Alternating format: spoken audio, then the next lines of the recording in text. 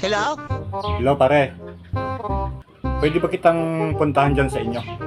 Uy pare, dumating ka na pala. Ang tagal mo din sa abroad ha? 3 years ka yata doon. Kailan ka pa dumating? Kagabi lang. Tulog na nga yung magina ko nung dumating ako eh. Hindi ko na nga sila ginising. Tinabihan ko na lang si misis. Kaso, nagka-problema pare. Ha? Anong naging problema pare?